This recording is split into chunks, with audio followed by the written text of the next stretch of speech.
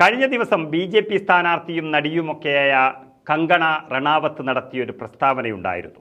ഇന്ത്യയുടെ ആദ്യ പ്രധാനമന്ത്രി നിങ്ങൾ ധരിച്ചു വച്ചിരിക്കുന്നത് പോലെ ജവഹർലാൽ നെഹ്റു അല്ലെന്നും അത് സുഭാഷ് ചന്ദ്രബോസ് ആണെന്നുമാണ് കങ്കണ പറയുന്നത്. വലിയ വിവാദമാണ് ഈ പ്രസ്താവന കാരണം ഉണ്ടായിരിക്കുന്നത്. ചരിത്രത്തെ വളച്ചൊടിച്ചതാണ്. ഇന്ത്യയുടെ ആദ്യ പ്രധാനമന്ത്രി സുഭാഷ് ചന്ദ്രബോസ് ആണെന്ന അവകാശവാദം പല തവണയായി ഉയർന്നു വന്നിട്ടുള്ള ഒന്നാണ്. അതിൻ്റെ ചുവട് പിടിച്ചാണ് കങ്കണയുടെ പ്രസ്താവനയും വന്നിരിക്കുന്നത്. അടുത്തിടെ ഒരു മാധ്യമത്തിന് നൽകിയ അഭിമുഖത്തിലാണ് ജവഹർലാൽ നെഹ്റുവിനെ തള്ളി സുഭാഷ് ചന്ദ്രബോസാണ് ഇന്ത്യയുടെ ആദ്യത്തെ പ്രധാനമന്ത്രി എന്ന് കങ്കണ റണാവത്ത് അവകാശപ്പെടുന്നത്. ജവഹർലാൽ നെഹ്റുവിൻ്റെ സർക്കാരിന് മുൻപ് തന്നെ സുഭാഷ് ചന്ദ്രബോസ് സർക്കാർ രൂപീകരിച്ചതായി കങ്കണ ഇതിൽ പറയുന്നു. യഥാർത്ഥത്തിൽ സുഭാഷ് ചന്ദ്രബോസ് ആണോ ഇന്ത്യയുടെ ആദ്യ പ്രധാനമന്ത്രി?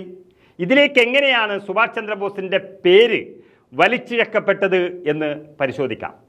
അതായത് 1943 ഒക്ടോബർ 21 സുഭാഷ് ചന്ദ്രബോസ് സിംഗപ്പൂരിൽ ആസാദ് ഹിന്ദ് എന്ന പേരിൽ താൽക്കാലിക ഗവൺമെൻറ്റിൻ്റെ രൂപീകരണം പ്രഖ്യാപിച്ചത്. ഈ താൽക്കാലിക ഗവൺമെൻറ്റിൻ്റെ രാഷ്ട്രത്തലവനായിരുന്നു ബോസ്. വിദേശകാര്യങ്ങളും യുദ്ധവകുപ്പുകളുടെയും ചുമതലയും ചന്ദ്രബോസ് നിർവഹിച്ചു. AC ചാറ്റർജി ധനകാര്യത്തിൻ്റെ ചുമതലയും SA അയർ പബ്ലിസിറ്റി പ്രചരണ മന്ത്രിയുമായി. ലക്ഷ്മി സ്വാമിനാഥൻ വനിതാകാര്യ മന്ത്രിയായും അധികാരമേറ്റു. സുഭാഷ് ചന്ദ്രബോസിൻ്റെ നേതൃത്വത്തിലുള്ള ആസാദ് ഹിന്ദ് സർക്കാർ രണ്ടാം ലോകമഹായുദ്ധ സമയത്ത് ജപ്പാന്റെ നിയന്ത്രണത്തിലായിരുന്ന ബർമ്മ, സിംഗപ്പൂർ, മലയ തുടങ്ങിയ തെക്ക് കിഴക്കൻ ഏഷ്യൻ കോളനികളിലെ ഇന്ത്യൻ പൗരന്മാർക്കും സൈനികർക്കും മേൽ അധികാരം അവകാശപ്പെട്ടു. ബോസിൻ്റെ സൈന്യമായ ആസാദ് ഹിന്ദ് ഫൗജ് അതുപോലെ ബ്രിട്ടീഷ് ഭരണത്തിൽ നിന്ന് ഇന്ത്യയെ മോചിപ്പിക്കാൻ ലക്ഷ്യമിട്ട് ജാപ്പാനീസ് സേനയുടെ പിന്തുണയും നേടിയിരുന്നു. നയതന്ത്രപരമായി സുഭാഷ് ചന്ദ്രബോസിൻ്റെ ആസാദ് ഹിന്ദ് സർക്കാർ സ്ഥാപിതമായതിനു ശേഷം ജർമ്മനി, ജപ്പാൻ, ഇറ്റലി തുടങ്ങിയ രാജ്യങ്ങളിൽ നിന്നും നാസിയുടെയും ജപ്പാന്റെ നിയന്ത്രണത്തിലുള്ള ചില രാജ്യങ്ങളിൽ നിന്നും അംഗീകാരം ലഭിച്ചിട്ടുണ്ട്. രണ്ടാം ലോക മഹായുദ്ധകാലത്ത് ഈ രാജ്യങ്ങൾ അച്ചുതണ്ട് ശക്തികൾ എന്നാണ് അറിയപ്പെട്ടിരുന്നത്. സർക്കാർ രൂപീകരണത്തിന് തൊട്ടു പിന്നാലെ ആസാദ് ഹിന്ദ് സർക്കാർ ബ്രിട്ടനോടും അമേരിക്കയോടും യുദ്ധം പ്രഖ്യാപിക്കുകയും ചെയ്തു. അതേസമയം ആസാദ് ഹിന്ദ് സർക്കാരല്ല ഇന്ത്യയിലെ ആദ്യ അനൗദ്യോഗിക സർക്കാർ.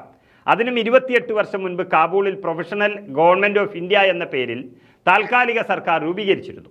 ഇന്ത്യൻ ഇൻഡിപെൻഡൻസ് കമ്മിറ്റി എന്ന ഗ്രൂപ്പാണ് സർക്കാർ രൂപീകരണം നടത്തിയത്. ബ്രിട്ടീഷ് ഭരണത്തിൽ നിന്ന് ഇന്ത്യയുടെ സ്വാതന്ത്ര്യത്തിനായി പ്രവർത്തിക്കാനായിരുന്നു ഈ കമ്മിറ്റി ലക്ഷ്യമിട്ടത്. ഈ രണ്ട് വിഭാഗങ്ങളെയും പൂർണ്ണമായി ഇന്ത്യ ഗവൺമെൻറ് എന്ന് വിളിക്കാൻ കഴിയില്ല.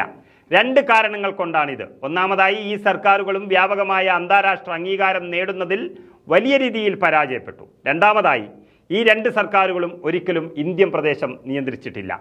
കാബൂൾ ഗവൺമെൻറ് ഒരിക്കലും ഇന്ത്യൻ മണ്ണിൽ കാലുകുത്തിയിട്ട് പോലുമില്ല. കങ്കണ അന്ധമായ കോൺഗ്രസ് വിരോധത്തിൻ്റെ പേരിൽ ചരിത്രത്തെ തന്നെ വിസ്മരിക്കുന്നതും വളച്ചൊടിക്കുന്നതുമാണ് നമ്മൾ കണ്ടത്. അത് ഏറ്റുപിടിക്കാൻ പിന്നിൽ ചില BJP നേതാക്കളും രംഗം പ്രവേശം ചെയ്തിട്ടുണ്ട് എന്നുള്ളത് വലിയ അപമാനകരം തന്നെയാണ്.